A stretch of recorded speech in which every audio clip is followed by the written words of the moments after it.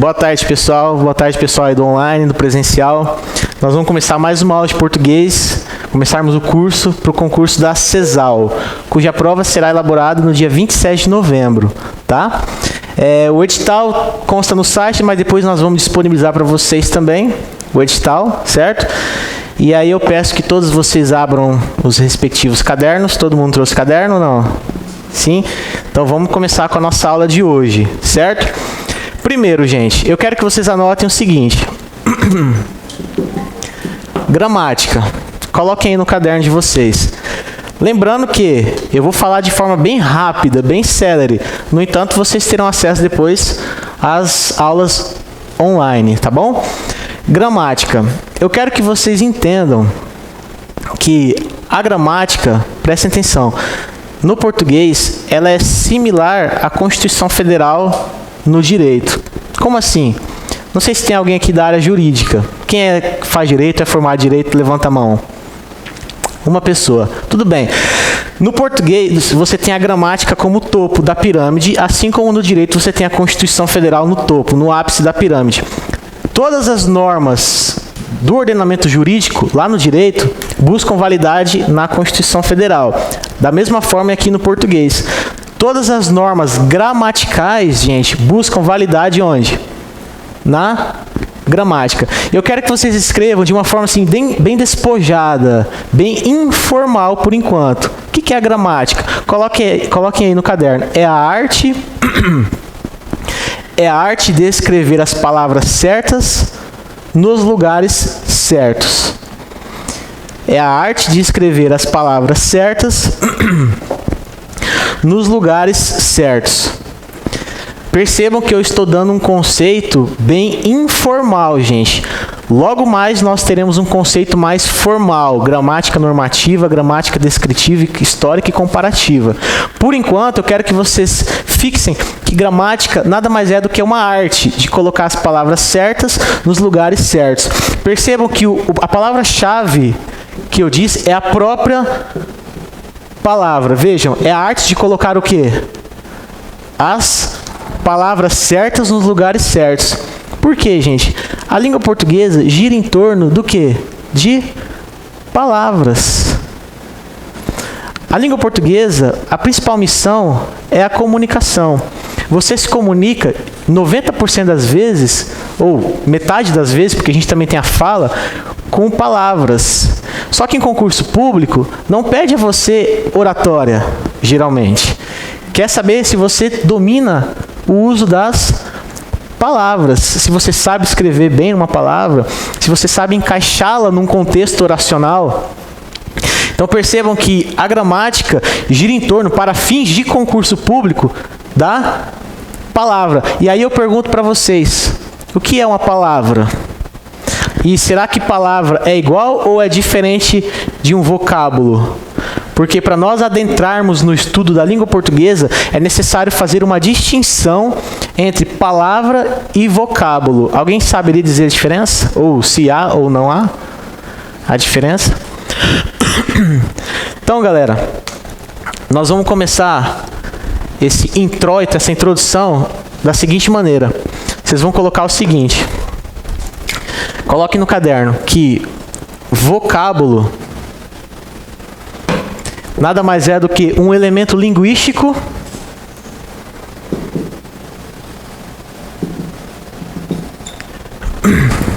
vocábulo é um elemento linguístico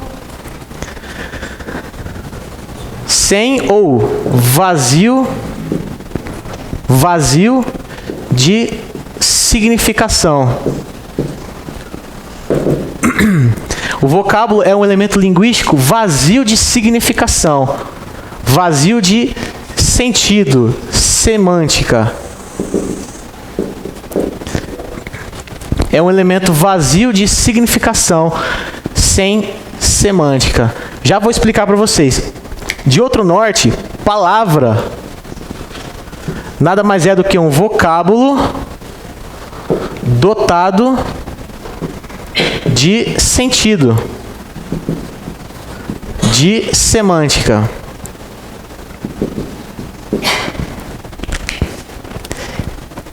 o vocábulo é um elemento linguístico vazio de significação. Já a palavra, ela é um vocábulo que possui uma semântica, que possui um sentido, um significado.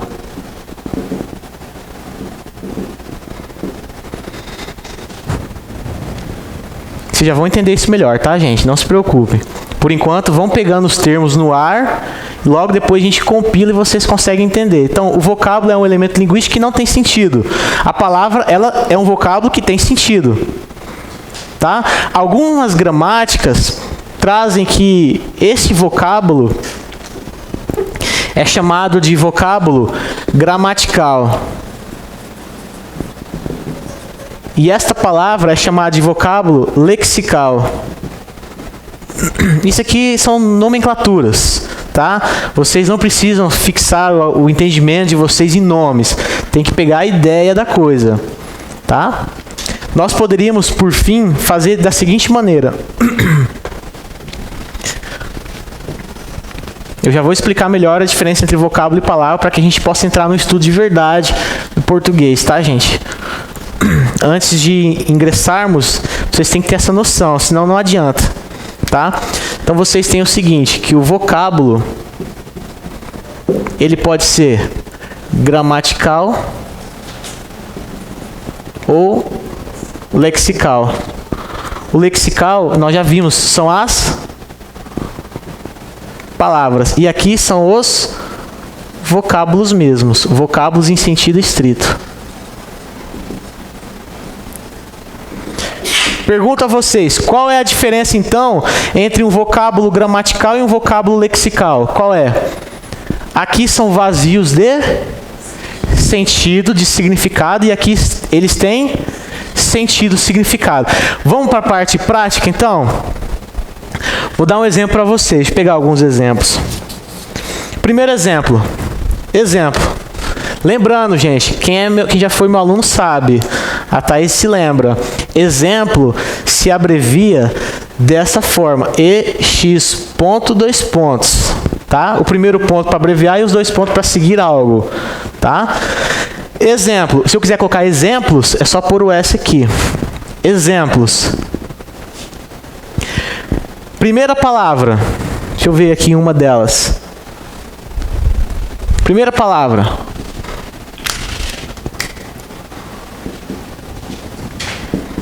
Leiam para mim. Leiam para mim. Obinóxio. Pergunto, algum de vocês sabe o que é obinóxio?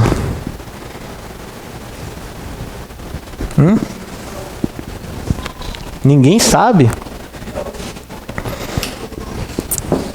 Então, para vocês, obinóxio é um vocábulo lexical ou um vocábulo gramatical? Para vocês que não sabem o que significa a palavra obinóxio, trata-se de um vocábulo, ou seja, um vocábulo gramatical, um vocábulo em sentido estrito, porque vocês não sabem do que se trata a palavra, qual é o sentido dela, o conceito dela. A partir do momento que eu falo para vocês que obinóxio é perigoso ou nocivo, uma coisa obinóxia à saúde, agora ela tratou de ser uma palavra, porque vocês apreenderam o sentido dela, o conceito dela. Viram a diferença? Quando você não sabe do que é aquilo, é um vocábulo. Quando você tem o conhecimento do que se trata, o sentido da palavra, ela se torna uma palavra, realmente. Então é isso que o português traz para nós. Como nós vamos estudar as palavras? Outro exemplo, gente. Outro exemplo.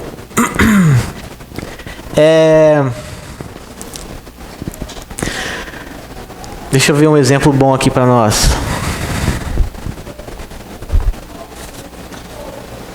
Sim, essa palavra aqui, ó.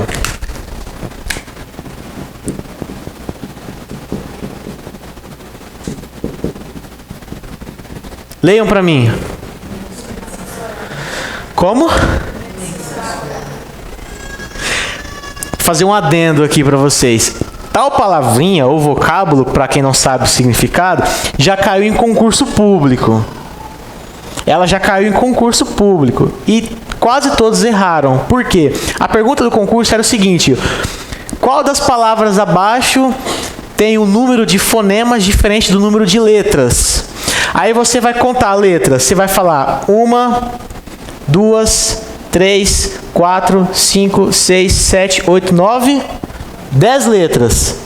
Aí você vai contar os fonemas. Lembrando que fonema é som. É a menor unidade sonora da palavra. Qual som produz? Aí você vai falar Aí você fala inexorável. Aí você erra. Porque daí na hora de contar, você vai colocar assim, ó. O som parece esse, não é? Ó? Inexorável. Aí você vai contar 1, 2, 3, 4, 5, 6, 7, 8, 9, 10, 11. Você, opa, tem 10 letras, porém 11 fonemas. Você errou. Por quê? Porque essa palavra se pronuncia inexorável, com som de Z. Não é inexorável. A pronúncia da palavra é inexorável. É uma palavrinha que pega todo mundo na língua portuguesa. Tá? E essa palavrinha significa rígido, severo, austero. Tá? Uma pessoa que tem um comportamento inexorável, uma pessoa severa, tá? Rígida, inexorável. Tá? Então, neste caso, trata-se de uma palavra que tem o mesmo número de letras, e fonemas. Fonema é o som, gente. Porque vocês sabem que o homem primeiro falou, para depois escrever. Então, primeiro veio o som, para depois vir a escrita. O que é a escrita? É a representação gráfica do som. Isso é a escrita. A escrita tenta reproduzir o que a gente fala, embora nem sempre com perfeição. Tá? O certo é número de letras igual de fonemas. Porque a letra tenta reproduzir o som, mas nem sempre consegue. Tá? Então, o som e a grafia. O fonema e a letra. São duas partes indissociáveis. Não se pode dissociá-las, separá-las. Uma palavra tem sempre o som e sempre a grafia. Sempre. Entenderam? Tá dando para entender até aqui, gente? Agora são palavras ou vocábulos para vocês? São palavras. Vou dar mais um ou dois exemplos. A palavrinha defenestrar. O verbo, né? Isso aqui ficou muito famoso por causa de um livro do Veríssimo. Eu, quando era criança, li esse livro. Era piadas para se ler na escola, alguma coisa assim. E aí, ele explicou o sentido de defenestrar. Certo dia, um menino chegou para uma menina e falou assim: defenestras comigo? E a menina não sabia o que era, né? Quem sabe o que é defenestrar? Para vocês, é uma palavra ou é um vocábulo? Por enquanto, um vocábulo. Agora eu vou dizer para vocês que defenestrar é o ato de atirar alguém pela janela. Atirar pela janela. E agora? Se tornou uma palavra. Então, defenestrar é atirar alguém pela janela. Defenestrar. Nada a ver, né? Parece outra coisa. E para terminar, gente, os exemplos. Quem sabe o que é aquele vulgarmente chamado de tiriça? Que o nome correto é icterícia, né, gente? Mas umas pessoas falam assim: meu filho nasceu com tiriça, com o olhinho amarelo, com a pele amarelada. É a doença dos Simpsons, não é? Icterícia, então, é uma doença, gente. É aquela doença que deixa os olhos ou a pele amarelada. Tá bom? Agora é uma palavra para nós. Mas não é tiriça, viu, gente? É icterícia. Não é tiriça. Tem gente que fala assim, ó. Tiriça. Meu filho nasceu com tiriça. Só que nós entendemos, né? Os médicos entendem. Tiriça. Mas é icterícia. Tá bom, galera? Dúvidas até aqui? Eu tô indo no começo um pouco lento, mas daqui a pouco eu acelero. Tá? Leiam para mim isso aqui. Inexorável. Tá? O nome que se dá, a gente vai estudar isso mais para frente, mas se quiserem anotar, o nome que se dá na gramática ao ato de ler de forma correta uma palavra é ortoepia ou ortoépia. Tanto faz. O que é ortoepia ou ortoépia? É o ato de se ler corretamente uma palavra. Pronúncia correta das palavras. Então, ortoepia, vocês vão colocar, é a pronúncia, o estudo da pronúncia correta das palavras. Ortoepia. Ou ortoépia. Pessoal, vocês vão aprender aqui no nosso curso, embora seja rápido, tantas palavras que no dia a dia vocês e todos os outros erram. Vocês não fazem ideia, tá? É muito, mas é muito erro mesmo. Eu vou passar só alguns rapidinho para vocês de ortoepia. Só pronúncia. Leiam para mim essa palavrinha aqui. Rapidinho. A maioria fala subsídio. Tá errado, gente. É subsídio. O S entre consoante e vogal tem som de 2 S. Igual subsolo. Igual ansiedade. Não é ansiedade. É ansiedade. Por quê? Ora, porque o S está entre consoante e vogal. O S está entre consoante e vogal. S entre consoantes e vogais tem som de 2 S's. É por isso que eu não escrevo assim, gente. Eu escrevo assim, osso. Porque aqui está entre 2 vogais. Senão ficaria oso. Então a gente põe 2 S's. Asa. Asa basta um S só, porque está entre 2 vogais. A gente vai estudar isso daqui a pouquinho. Não precisa nem anotar isso. Só para vocês terem um conhecimento de palavras que no dia a dia nós erramos. Talvez por falta de conhecimento ou outras vezes por ter esquecido mesmo. Né? Subsídio. Só mais uma palavrinha que é bem comum errarem. Leiam para mim isso aqui.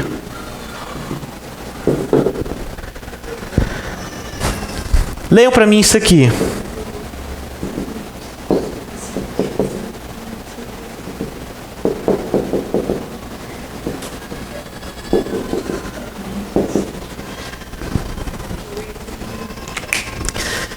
Leiam essa. Circuito, cuito, beleza. Esta. Fortuito. Fluido. Gratuito. Não é gratuito, gente. É gratuito. O som forte é no U. Ó, gratuito, circuito, fortuito, fluido. Ah, mas e o fluido? O fluido existe, porém tem um acento no I. Fluido. Fluido é diferente de fluido. Tá? Não vem com essa de gratuito. Ah, justiça gratuita. Chega, dói o ouvido, né? É justiça gratuita. Não errem a pronúncia das palavras, gente. Ortoépia ou ortoepia. É a correta pronúncia das palavras. Gratuito. Beleza, gente? E só mais uma. A gente já vai para o nosso assunto. Leiam, por gentileza, esta daqui.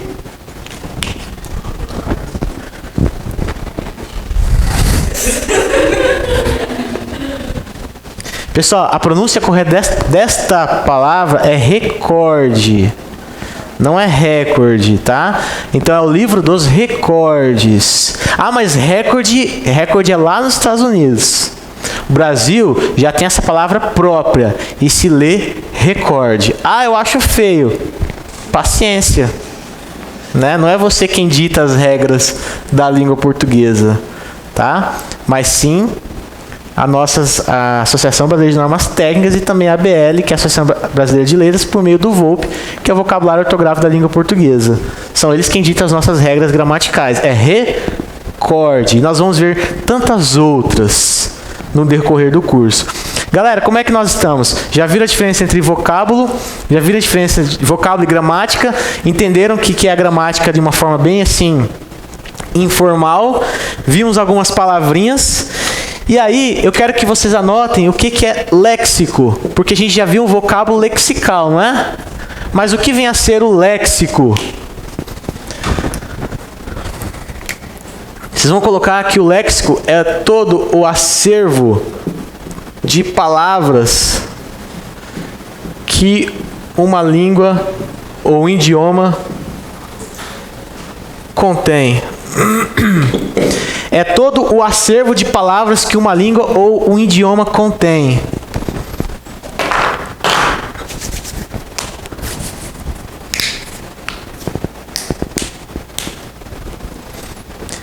Então, gente, vocês concordam comigo que o português ele tem um léxico muito abrangente?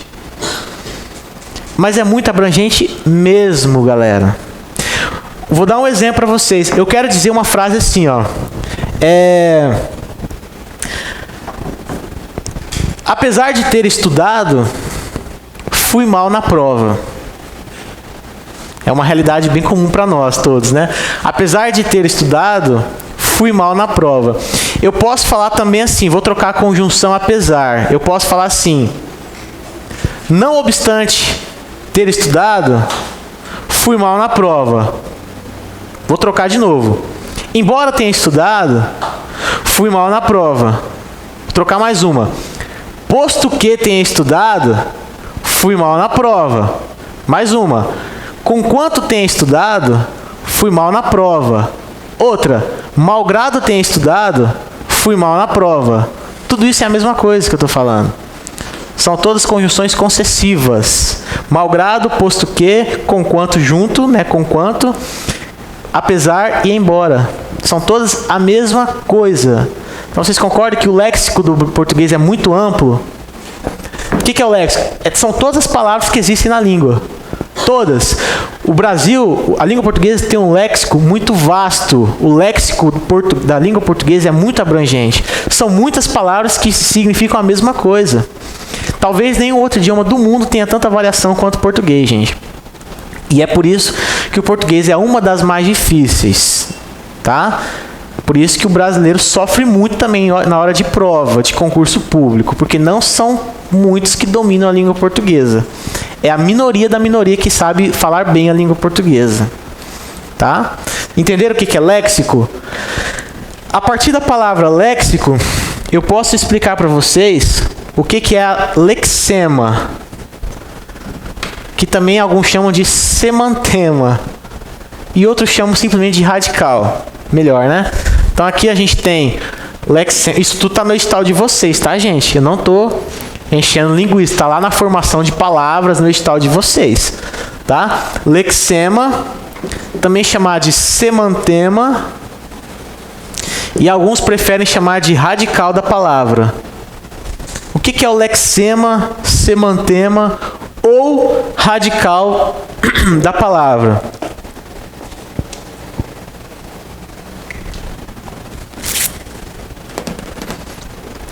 Vocês vão colocar o seguinte: é o elemento comum básico,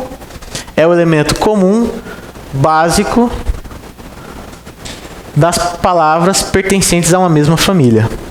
É o elemento comum básico das palavras pertencentes à mesma família. Exemplo.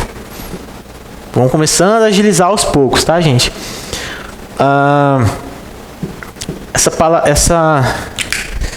Esse radical aqui.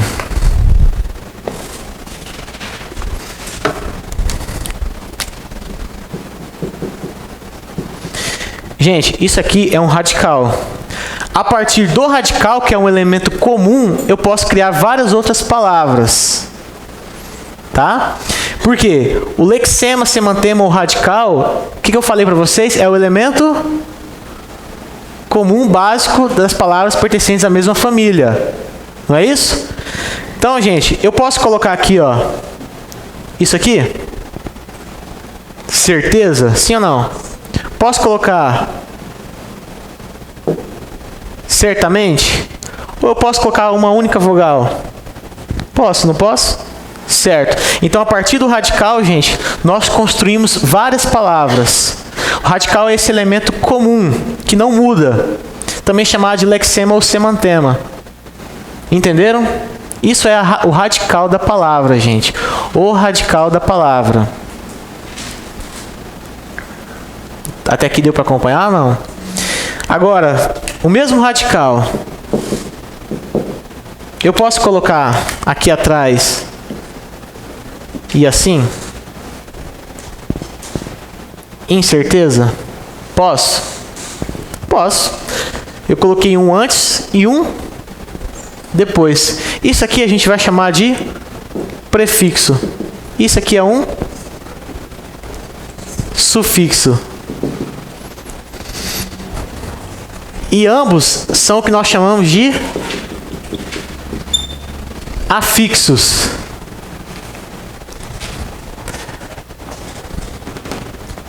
Vocês vão ter muita coisa para revisar em casa, hein? Na aula de hoje. Então, o que são os afixos, gente? Coloquem aí, são elementos linguísticos. Elementos linguísticos. O que são os afixos? São elementos linguísticos que se agregam ao radical para formar novas palavras. Tranquilo.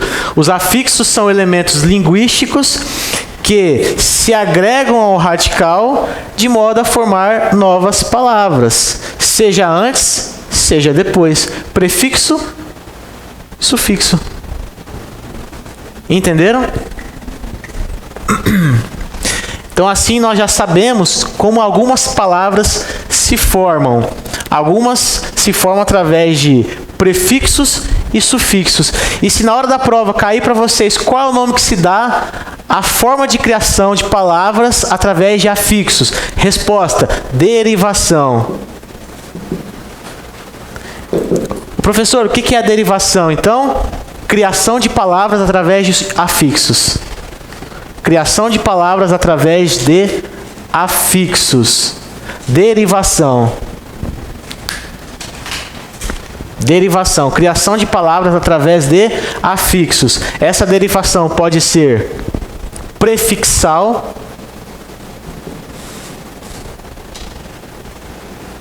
essa derivação pode ser sufixal,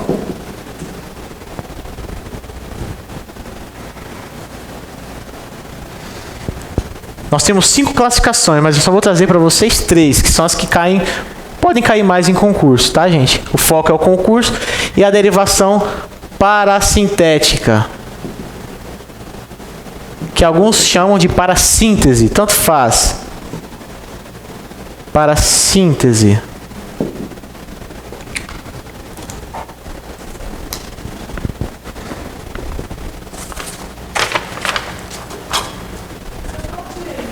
Sim. É a derivação reduzida e a outra eu não me recordo do nome, que ela quase não é utilizada, tá? A reduzida é quando suprime e a outra eu não me recordo do nome, mas que ela é pouco cobrada, bem pouquinho cobrada, tá? As mais cobradas são essas 3 mesmo, tá bom? Derivação prefixal, sufixal e parasintética. Vamos dar um exemplo rapidinho dela, gente? A palavra honesto. Eu posso colocar um prefixo nela? Como? Exatamente, eu tiro o H, lógico, né? Tiro o H e ponho o prefixo des. E aí nós temos a palavra desonesto. Entenderam? Vamos lá, uma derivação sufixal. Vamos usar outra palavra. Palavra, sei lá, amor, pronto. Amor. Posso colocar um sufixo? Exemplo.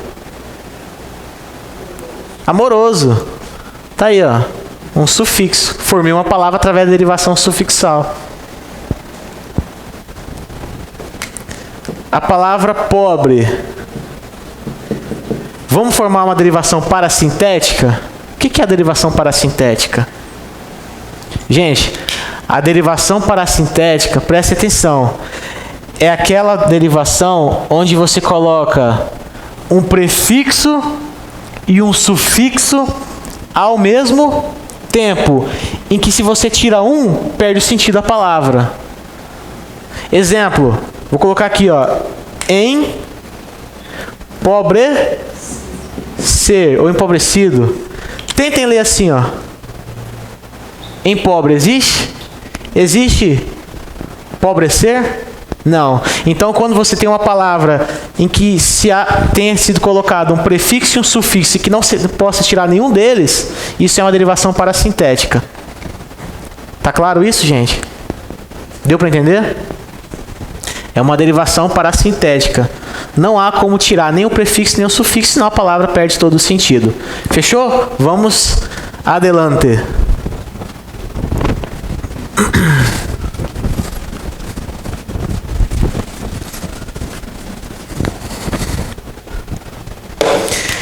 A gente está quase terminando essa primeira parte, tá, galera? É a parte introdutória mesmo, para vocês terem a noção. Nós já sabemos o que é uma palavra, já sabemos o que é um vocábulo. Agora, de forma bem rápida, a gente tem que ver o que é um termo. Tá? O que é um termo? De forma bem tranquila, para vocês entenderem, um termo nada mais é, não anotem ainda, uma palavra dentro de uma oração. Tipo assim, que palavra é essa? Casa é um substantivo simples, concreto, papapá. Agora, se eu colocar isso numa oração, a gente vai estudar o que é oração. A casa é velha. Essa frase a gente vai até utilizá-la depois. A casa é velha. Quais são os termos da oração? Depende, qual termo você quer? Eu quero os termos essenciais, sujeito e predicado. Aqui está o sujeito e aqui está o predicado. Então, a casa, ela deixou de ser uma palavra para ser vista como um termo. Então, palavra e termo é como se fosse a mesma coisa. A diferença é que palavra, você vai usar ela mais no campo da morfologia, que a gente vai estudar também. O termo você vai usar mais no campo da sintaxe. O que é o termo, então? É a palavra vista num conjunto oracional. Vamos colocar agora no caderno? Termo. É a palavra vista no contexto oracional. É a palavra vista no contexto oracional. Gente, só muda o nome só para pegar aluno. É a mesma coisa. É só para reprovar aluno em concurso público. Brincadeira, não foi esse o intuito de se criar essas nomenclaturas, se criarem essas nomenclaturas. Mas assim, a grosso modo, gente, convenhamos, né? Quem estuda direito sabe, é tanta palavra que é a mesma coisa, gente, que eles inventam um monte de coisa para designar uma única coisa. O português é muito parecido. Por isso que a minha área é jurídica. Eu não sou formado em letras, eu sou formado em direito. Porém, sou apaixonado pelo português por conta disso. Português e direito são muito parecidos. Muito parecidos. E outro, profissional de direito e de todas as outras áreas que não escreve bem, galera, difícil, né?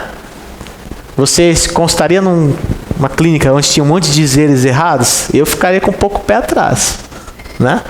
Então, o termo nada mais é que a palavra vista no contexto de oração que a gente vai estudar, tá? Para nós terminarmos, encerrarmos essa primeira parte, eu quero que vocês anotem uma coisa que é bem interessante, é bem legal de estudar, que são os signos linguísticos.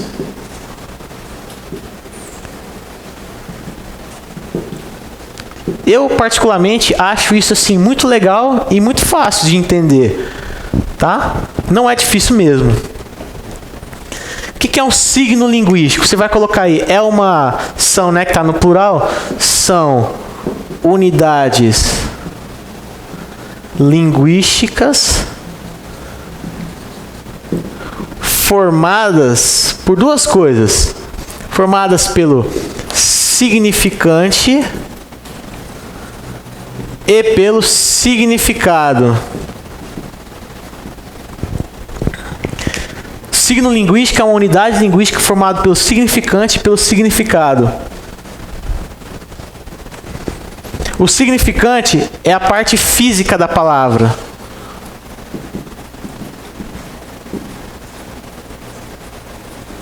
Já o significado é a parte conceitual da palavra.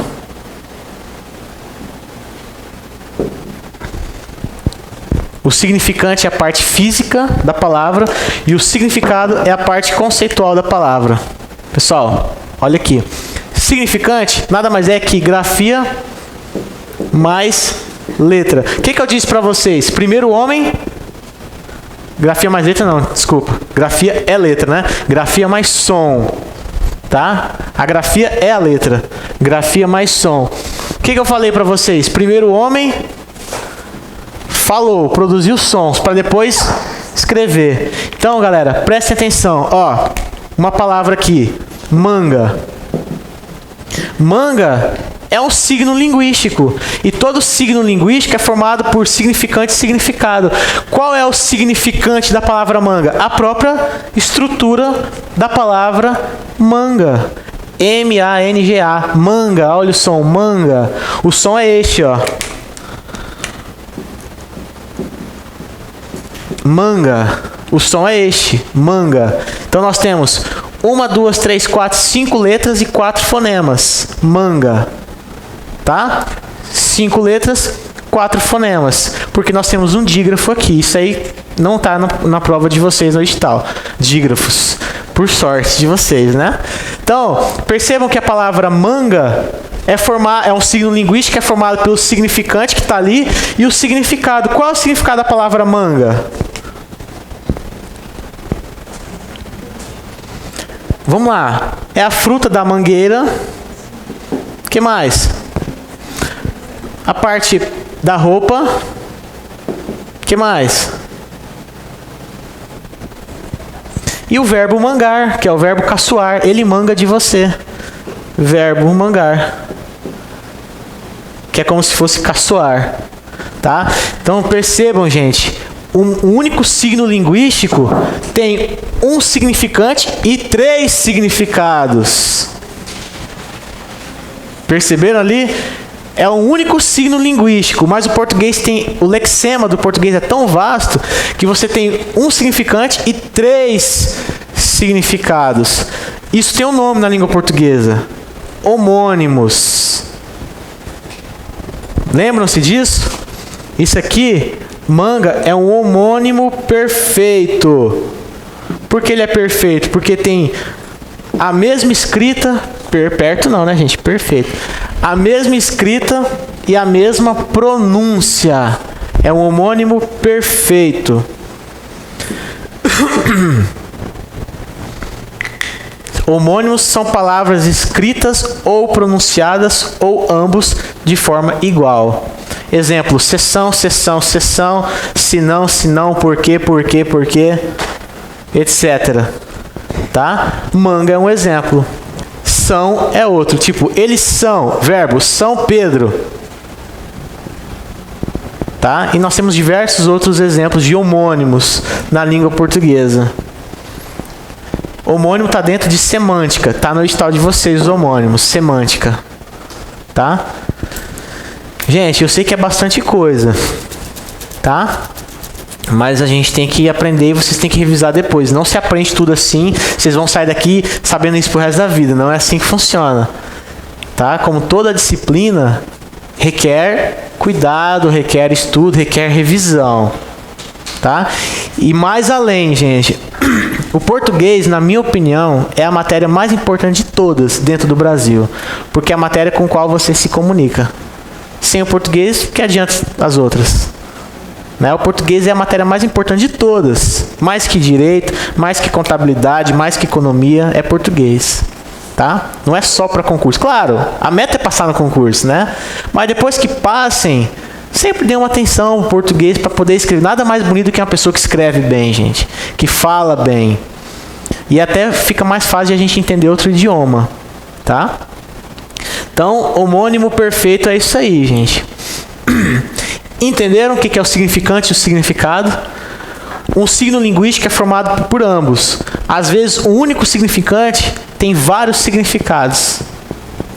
Exemplo, a palavra presente. Presente pode ser estou presente, vou lhe entregar um presente. Tá? Certo, galera? Dúvidas? Então, agora sim a gente pode falar rapidamente de conotação e denotação, que está no edital também. Vocês perceberam que a língua portuguesa, o lexema é muito rico, não é isso? Vou escrever aqui para vocês uma frase. O pau apodreceu. E outra frase. Ele levou pau no vestibular. Digam para mim, qual dessas duas frases utiliza a palavra pau no sentido verdadeiro, real? No primeiro exemplo, o pau apodreceu. Aqui o pau é realmente sentido verdadeiro, o pedaço de madeira. Então aqui, gente, nós estamos usando o sentido denotativo, que alguns chamam de sentido real, concreto da palavra. E embaixo é o sentido conotativo, que alguns chamam de sentido figurado da palavra. Certo, gente? O sentido conotativo existe para tornar as palavras mais ricas. Por quê? Porque o português é rico, o português é dinâmico. Certo, gente? Imaginem vocês chegar algum gringo no Brasil e aprender a palavra cara. Cara, no sentido denotativo, é o meu rosto. Até ele entender que cara é uma gíria, e aí, cara, beleza? Que é o sentido conotativo, demora. Tá? Demora. Deu para ver a diferença, a distinção, a discrepância entre denotação e conotação? Sim? Dúvidas? Assim nós terminamos essa parte. O que nós aprendemos? Diferença entre palavras e vocábulos. Palavra tem sentido, vocábulo não. Embora eu possa mudar isso se aprender o sentido da palavra. Termo nada mais é que uma palavra incerta. Incerta com S, gente, é a mesma coisa de inserida, tá? Uma palavra incerta na oração, diferente de incerto com C, que é algo duvidoso, né? A minha aprovação no concurso é incerta, duvidosa. E o conteúdo nosso está incerto no edital, inserido no edital, com S, tá?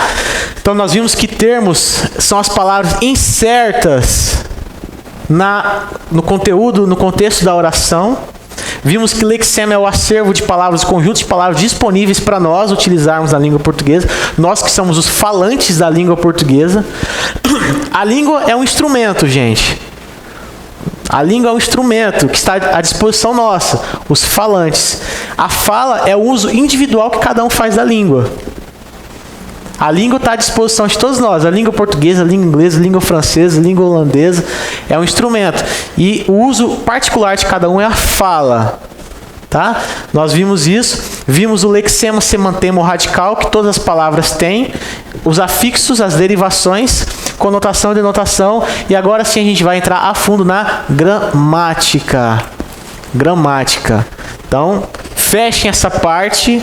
Terminamos. Agora, gramática a fundo nós vamos estudar a partir de agora.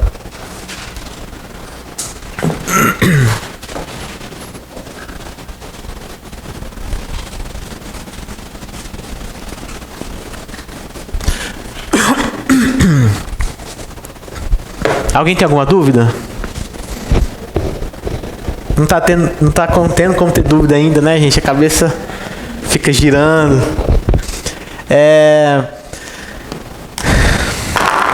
Pessoal, para nós entendermos a gramática, a gente tem que fazer um estudo visto de cima, um estudo aéreo. Como assim? Um médico, quando vai fazer uma cirurgia, ele vai naquele ponto específico, não é? Só que para ele entrar naquele ponto específico, ele tem que entender o conjunto do corpo humano. Ele tem que ter uma visão topográfica, panorâmica do corpo humano. Ele sabe que se ele cortar aqui, para de funcionar ali. Então, se ele cortar errado, para de funcionar ali, que compromete lá. É mais ou menos assim.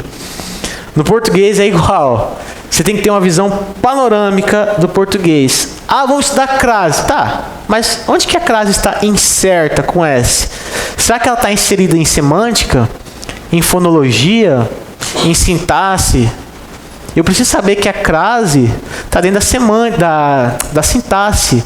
E a sintaxe das relações. Eu preciso ter essa noção. Então, galera, essa visão topográfica do português é importante para que vocês se localizem dentro da língua portuguesa. Porque todo estudo está dentro de alguma outra coisa. E essa outra coisa está dentro da gramática. Então, nós temos 4 tipos de gramática. Que nós já vimos que é como se fosse a Constituição Federal do português. Não é isso? Todas as normas da língua portuguesa buscam validade na gramática. Nós temos a gramática normativa. Nós temos a gramática descritiva. A gramática histórica. e a gramática comparativa. Vocês não vão se preocupar em decorar, aprender, gravar isso não. Porque para concurso público, só isso aqui que importa. Gramática normativa. Tanto que nem precisam copiar o conceito que eu vou dar agora. Só daqui. O que é gramática comparativa, gente? Preocupa-se em comparar as línguas que são irmãs. Por exemplo, o português e o espanhol. Todas vieram das línguas românicas, que era o latim que se falava em Roma Antiga. Tanto português quanto espanhol, inglês e outras línguas derivam das línguas românicas. Então, a gramática comparativa compara, faz um estudo comparativo. Beleza? Importa para concurso público? Não, não vai cair isso em concurso público. Gramática histórica. Está preocupado, gente, em entender os fenômenos históricos da língua. Por que a palavra tal mudou? Por que pneumático hoje não é mais pneumático e sim pneu? Né? Por quê? Por que esse processo longo, histórico da língua? Isso não cai em concurso, gente. Tá? Lembra antigamente usava, a mãe deu um safanão no filho, puxou o braço para brigar. Quem usa safanão hoje em dia, gente? Safanão. Balela, uma palavra de desuso também. É balela isso. Poucas pessoas usam. Vou para os meus aposentos. Né? Quem fala isso? Alguém fala assim? Vou para os meus aposentos. Vós mecê, alguém fala? Isso é um estudo da gramática histórica. Não cai em concurso. A gramática descritiva preocupa-se em descrever os fatos da língua. Por que lá no sul eles falam fla-flu em vez de pebolim? Por que lá no sul eles falam cacetinho em vez de pão? Por que no Nordeste eles falam bala em vez de bombom? E várias outras curiosidades. Tá? Isso a gramática descritiva, quem traz para nós, não cai em concurso. Porém, a gramática normativa é a que cai em concurso. Escreva aí o conceito. É o conjunto de normas e regras. É o conjunto de normas e regras de determinada língua. É o conjunto de normas e regras de determinada língua. Isso é gramática normativa. Tá bom, gente? Que é o que nos interessa. A gramática normativa traz regras, devemos segui-las, e não o contrário. Muitas pessoas falam assim, ô professor, ô Nelson, mas a língua é dinâmica. A população, a sociedade é dinâmica. Concordo com você. E é por isso que a gramática normativa tenta cada dia mais se aproximar do jeito que nós falamos. Mas tem coisa que é demais, gente. Não tem como. Tem que ter um padrão, uma regra. Porque senão ninguém ia entender nada. Já perceberam que quanto mais alguém fala uma língua, menos ele fala? Tipo, você, a gente fala você. Ei, você tá bem? Imagina quem é de outra palavra, de outro país aprendendo português e ele aprende que o correto é estou. E aí ele liga para você, oi amigo, você está em casa? Ele fala, e você fala, tô. Dele, como? Não entendi. Por que tô?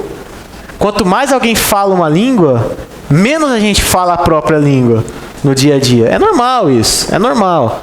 Tá? Só que existe um conjunto de normas e regras que devem ser seguidos ao máximo, embora não consigamos.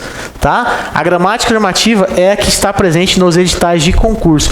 Tudo isso que eu li para vocês agora há pouco no edital, antes de nós iniciarmos as aulas, está dentro aqui da gramática normativa. E essa gramática normativa divide-se em 4 ramos, muito conhecido por vocês em época de escola. Quem se lembra da morfologia? É uma vaga lembrança ou uma lembrança boa, gente? Ou é lá uma lembrancinha que quase não se lembra?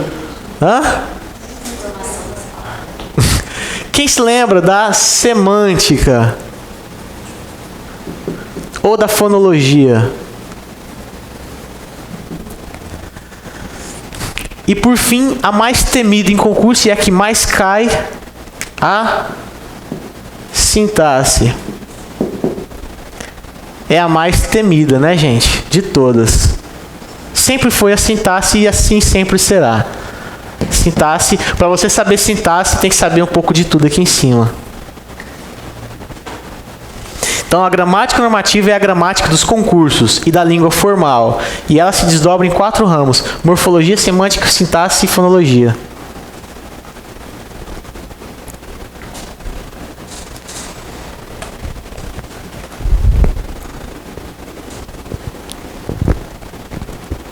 Dúvidas? Tá dando para entender, gente? Tá lento ainda, né? Vou acelerar já já. Vamos lá. Vamos começar aqui com a morfologia.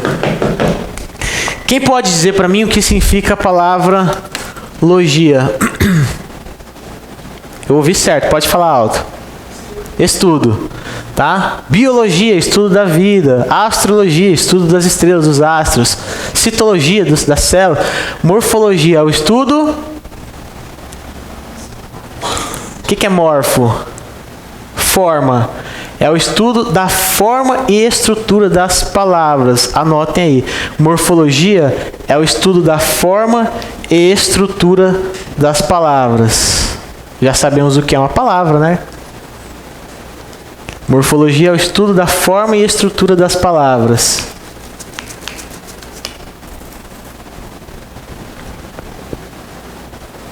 O que é logia? Estudo. O que é fono? Som. Telefone. Tele é distância, fono é som. Som é distância. O telefone é um som à distância. Então, fonologia é o estudo o quê? Do som de quem? Das palavras. Fonologia é o estudo dos sons das palavras.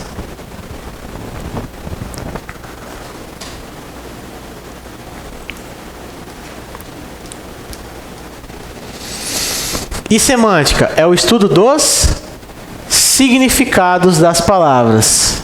Semântica é o estudo dos significados das palavras.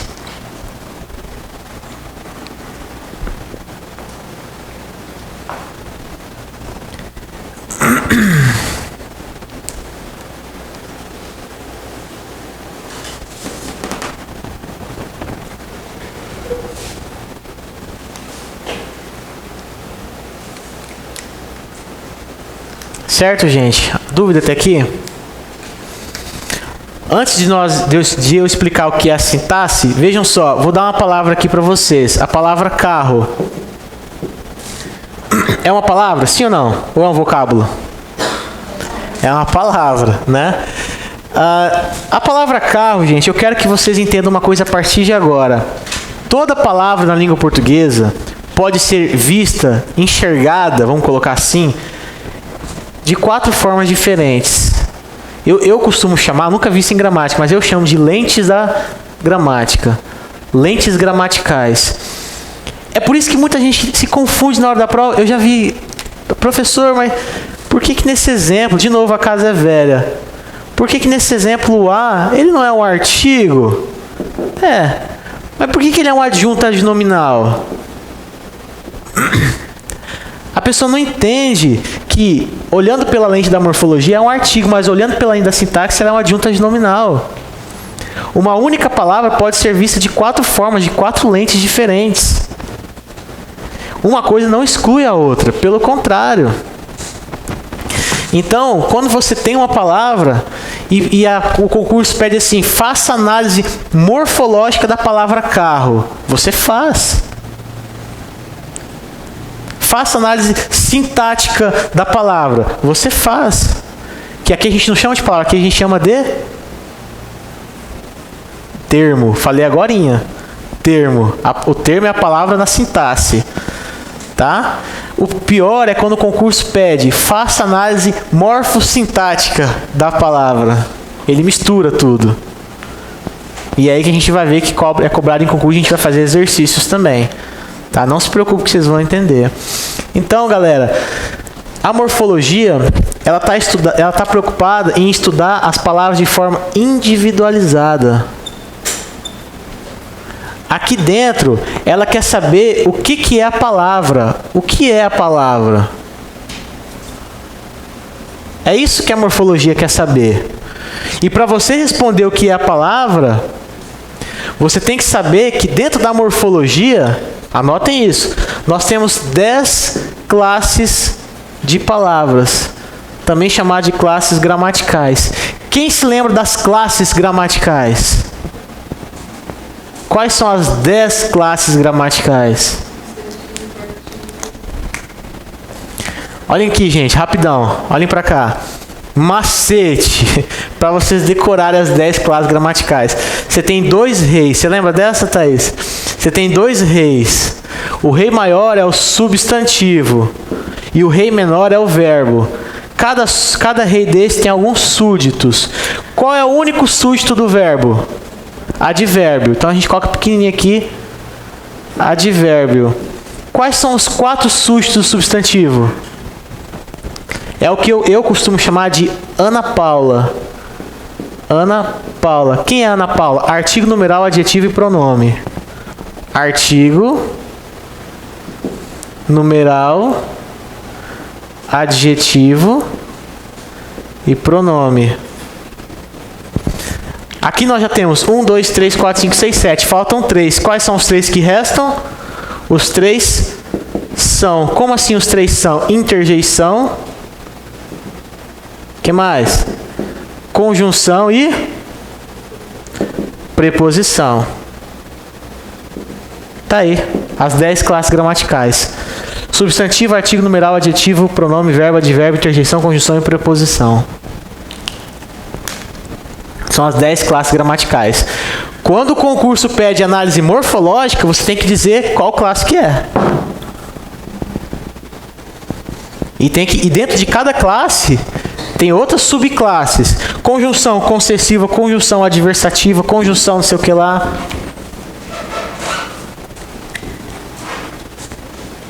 Tá? Substantivo comum, substantivo simples, substantivo não sei o que, substantivo não sei o que lá.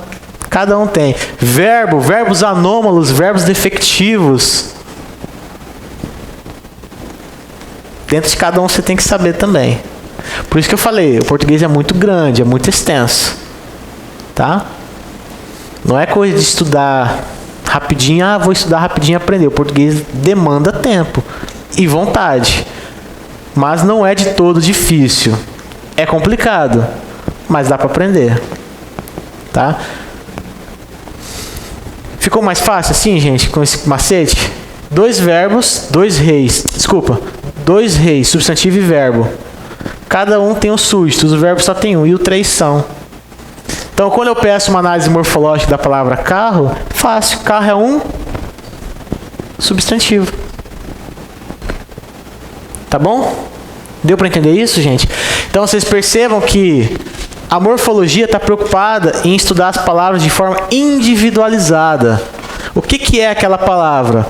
Então, se eu der para vocês a palavra, a frase, a casa, de novo, a casa é velha, e eu pedir uma análise morfológica, vocês vão responder para mim, o que o A é?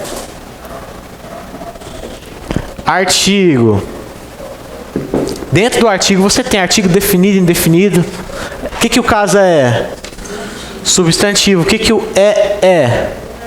É um verbo de ligação, não é?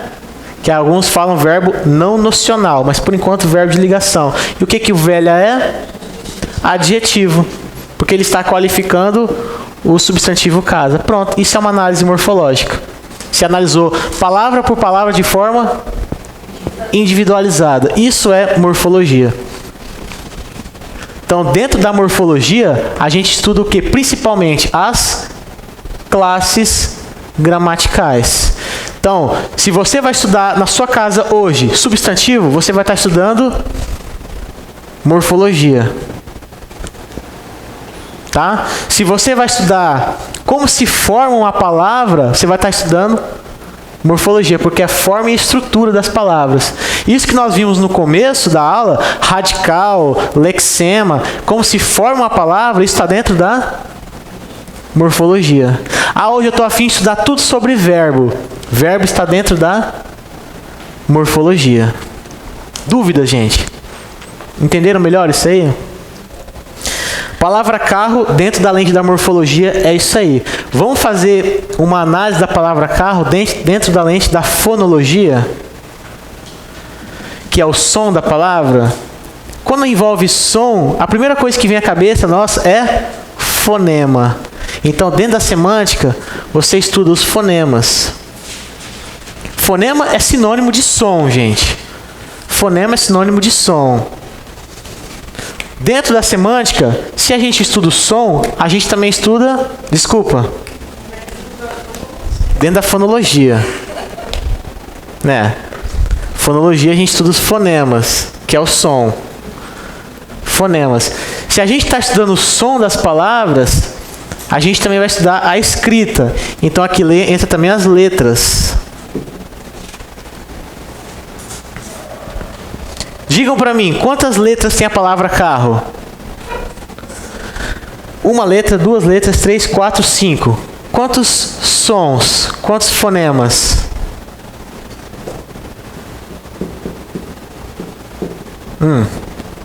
Como a gente pronuncia o som? A gente fala assim, ó. Carro. O 2 R's a gente pronuncia como se fosse um só. Carro. É assim que nós pronunciamos. Carro. Carro. Então nós temos 4 fonemas. Porque o RR é um dígrafo. Isso não está no edital de vocês. Dígrafo, ó, 2 letras. Grafo é letra. Então 2 letras representando um único som. Dígrafo é isso. 2 letras que representam um único som. Tá? Carro. Então nós temos fonemas e letras. Lembra que eu disse para vocês? Primeiro o homem falou, para depois escrever. Então a intenção é que o número de letras seja igual ao número de fonemas.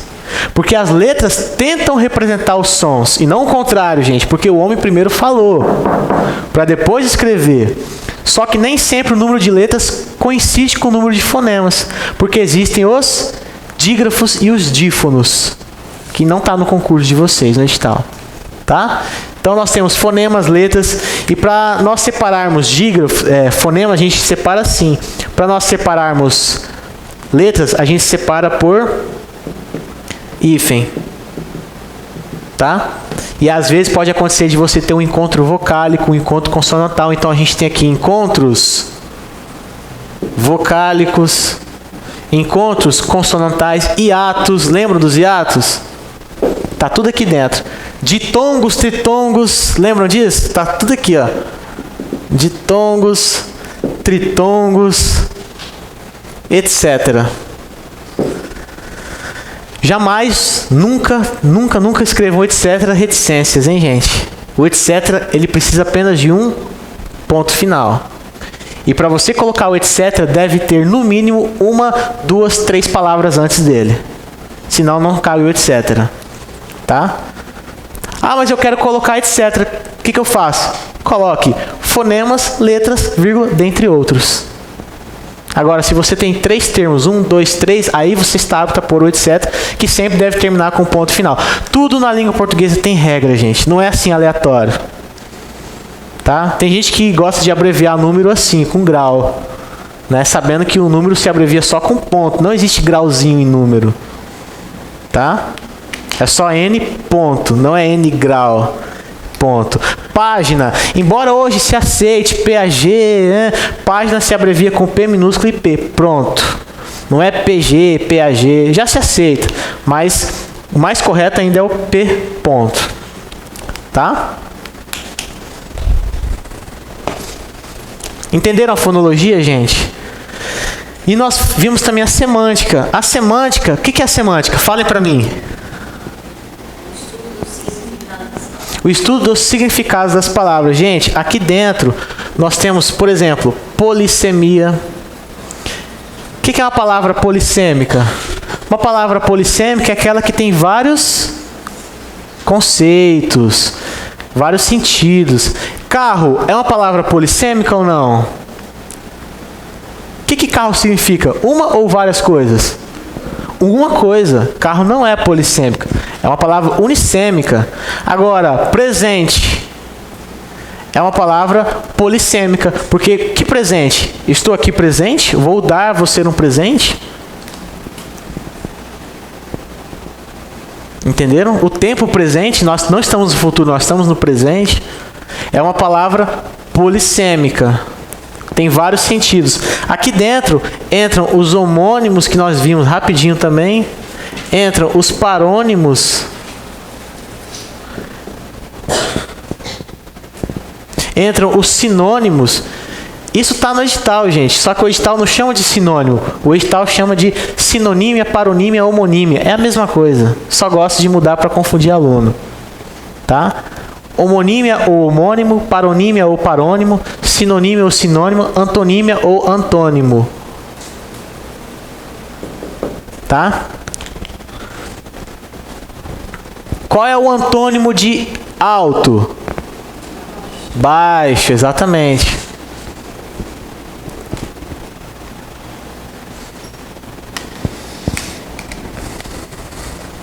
É isso aí.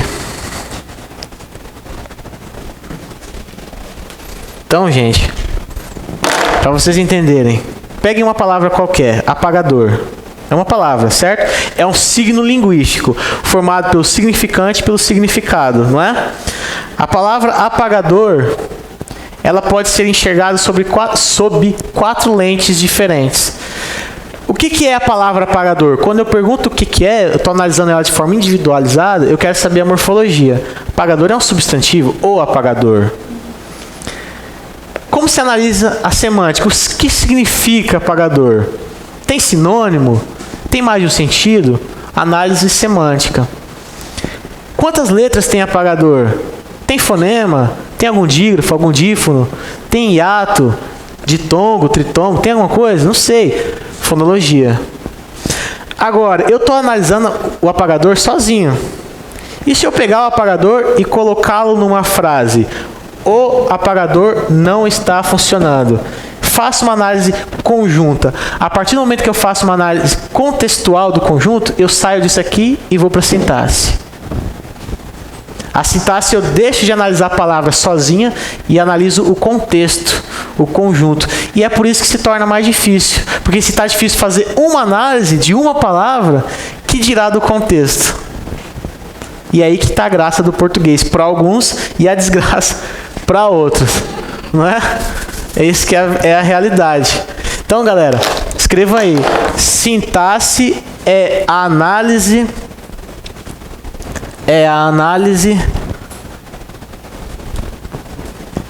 das disposições das palavras. É a análise das disposições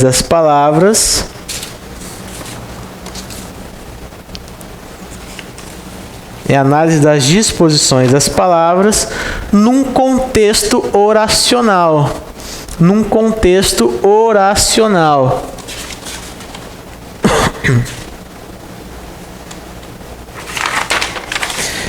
É a análise das disposições das palavras num contexto oracional. Vamos melhorar isso aí? Ponto e vírgula. Isto é, ou seja, analisa as palavras de forma contextualizada. Contextualizada.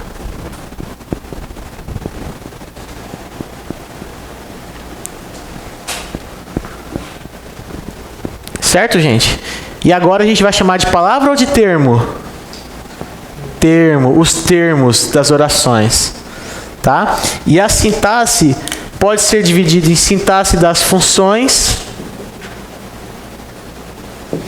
e sintaxe das relações. Na sintaxe das funções, você tem as orações e períodos. E aqui nós temos as relações sintáticas. Ah, professor, não estou entendendo nada. Vamos ver o que estuda então em cada um. Gente, o que a gente estuda na sintaxe das relações? Olha só para cá. Estudamos concordâncias. Então, o edital de você tem concordância verbal e nominal? Tem. Sintaxe das relações. Concordâncias, regências, colocações pronominais. Tudo isso está aqui dentro. A própria crase está aqui. E aqui a gente estuda o quê? Nós estudamos os termos. Nós estudamos as orações. Quais são os termos das orações, gente?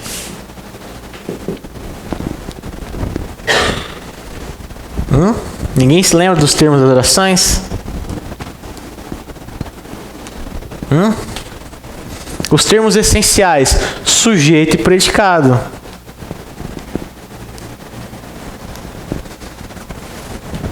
Termos integrantes. Isso a gente vai ver com mais calma. Mas aqui dentro, termos das orações entra sujeito e predicado, complemento verbal, complemento nominal, agente da passiva, aposto e vocativo. Entra tudo aqui dentro. Sujeito, predicado, complemento verbal, complemento nominal, agente da passiva, aposto e vocativo. Adjunta de nominal e adjunta adverbial. Já ia me esquecendo deles. Entra aqui. Só isso.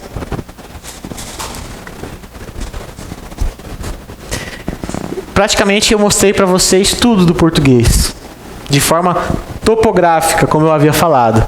É isso. Demora para estudar, aprender tudo isso? Muito. É mais de ano para entender tudo isso, gente. De verdade. Mas nosso intuito é passar no concurso, então vamos ver até onde a gente consegue e resolver questões. Tá? Certo, galera? Para a gente ir para o intervalo, deixa eu só mostrar aqui para vocês. Vamos fazer rapidinho umas duas frases. Eu vou explicar para vocês a diferença entre frase e oração quando a gente entrar em sintaxe, tá? Frase, oração e período. Hoje não nos cabe fazer essa distinção. A casa é velha, é o exemplo que eu estou usando, simples, mas que serve para entender. Hoje eu acordei e tomei banho. Vamos olhar aqui a de cima. Nem vou escrever. Façam vocês para mim uma análise morfológica. Morfológica. Artigo. Vamos, gente. Substantivo. Verbo de ligação. Adjetivo. Análise morfológica. Artigo. Advérbio de quê? De tempo. Mas tá, advérbio. Advérbio. Preposição. Pronome. Pronome reto, eu, tu, ela, nós, vós, elas. Pronome eu. Acordei, né? Faltou um i aqui. Verbo. O que o e é? Conjunção. Exatamente. Conjunção, tomei. Verbo, banho. Substantivo. Pronto, gente. Fiz uma análise morfológica bem assim, superficial, né? Mas fiz. Hoje eu acordei e tomei banho. Análise morfológica. Palavra por palavra dentro das classes gramaticais. É isso aí. Fiz a minha análise. Tá? Lembrando, uma dica. Dentro das classes gramaticais existem 4 classes invariáveis que nunca vão para o plural. Quem sabe quais são? É o famoso SIPA. Você falou qual? Sim, advérbio entra. Advérbios, gente, são invariáveis. Por exemplo, hoje é um advérbio? Sim, né? É ou não é? Sim. Eu posso falar, nós vamos estudar hoje. Porque advérbio não se pluraliza, gente. É invariável. Não vai pro plural advérbio. Tá? Preposição também não. Por exemplo, a preposição de. Flocos de milho. Flocos desmilhos. Porque preposição é invariável. Interjeição também é, gente. E o que é o? Conjunção. Já pensou? Hoje Nós acordamos, tomamos banhos. Tem gente que gosta de usar umas coisas no plural, né? Tipo assim, nossa, que pernas ela tem. Que pernas. Não, gente, o pronome relativo que não vai pro plural. É que pernas, que braços, que roupas bonitas. E não quis, né? Que pernas. Eu já ouvi muito isso. Nossa, que roupas bonitas. Não, a gente ri, mas tem, galera. Tá? Então aqui as classes invariáveis. Agora, façam para mim uma análise sintática. A casa é velha. Eu quero uma análise sintática bem simples. Sujeito e predicado. Vamos lá. Qual é o sujeito da oração? A casa. Qual é o predicado? É velha. Esse predicado é nominal, verbal ou verbo nominal? Aí não estudamos ainda, né? Mas o que vocês acham? Não, é um predicado nominal, porque o verbo de ligação não tem força de verbo. Então o velho é um predicativo do sujeito, porque é um verbo de ligação. Isso é lá na frente, a gente vai estudar. Tá? Ok. Hoje eu acordei e tomei banho. E aí? Como eu faço uma análise sintática?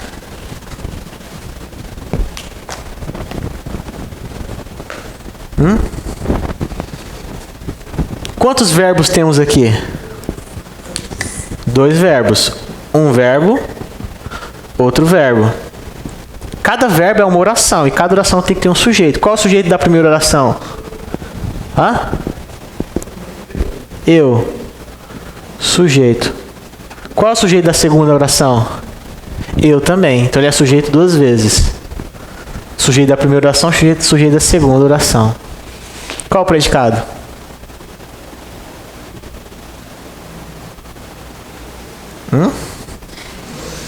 Não tem? Gente, o sujeito é aqui, ó. Eu. O predicado é acordei e tomei banho. Predicado verbal. É o resto da frase. Tá? Isso a gente vai estudar em sujeito e predicado.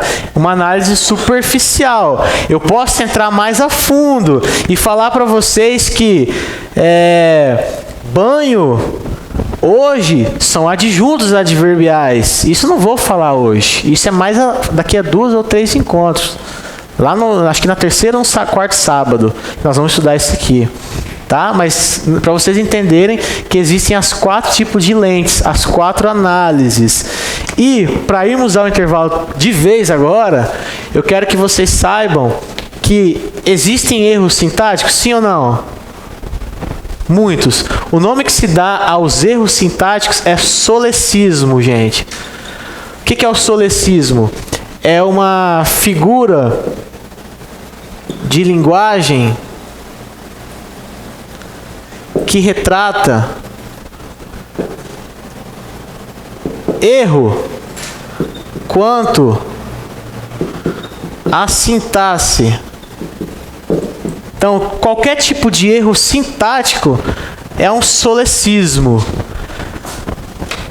Posso dar para vocês uns exemplos de solecismo? Primeiro erro, primeiro exemplo. Pega aqui um apagador, Paula. Primeiro erro. Ei, me empresta o apagador? Primeiro erro. Me empresta o apagador? Te amo, te adoro. Tudo está errado, gente. Não se inicia frases com pronomes oblíquos átonos, nem depois de vírgula. Então quer dizer que olhar para a pessoa que você gosta e falar assim, nossa, vírgula, te amo, tá errado? Tá. É um solecismo. É um solecismo de colocação pronominal. Ah, então como que eu falo? Ora, põe o eu na frente. Eu te amo. Ou amo-te. Coloca o pronome no fim do verbo. Faça com que vire uma ênclise, não uma próclise, que a gente vai estudar também. Tá? Adoro-te. Amo-te. Ou eu te adoro, eu te amo. Passa-me o apagador, é o correto. É feio? Mas é o correto. Ah, mas eu não vou usar isso no dia a dia. Não tem problema. Mas no concurso tem que pôr. Tá? No concurso público você não vai falar assim, te adoro. Tá errado. Outro exemplo, gente, de solecismo. Galera, hoje fazem 10 anos que eu dou aula de português. E é por aí mesmo, viu? Hoje fazem 10 anos que eu dou aula de português. Hoje fazem 10 anos? O verbo fazer, quando indica tempo decorrido, é invariável, gente, é impessoal. Hoje faz 10 anos, aí agora tá correto. Hoje faz 10 anos. Tá? Outro exemplo, para nós irmos para o intervalo. Há 5 anos atrás eu comecei a estudar.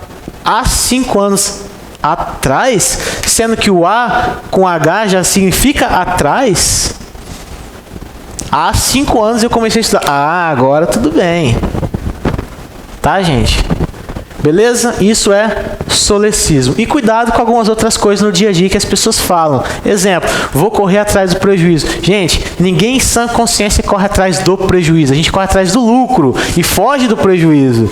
Então eu vou correr atrás do lucro e não vou correr atrás do prejuízo. Tá?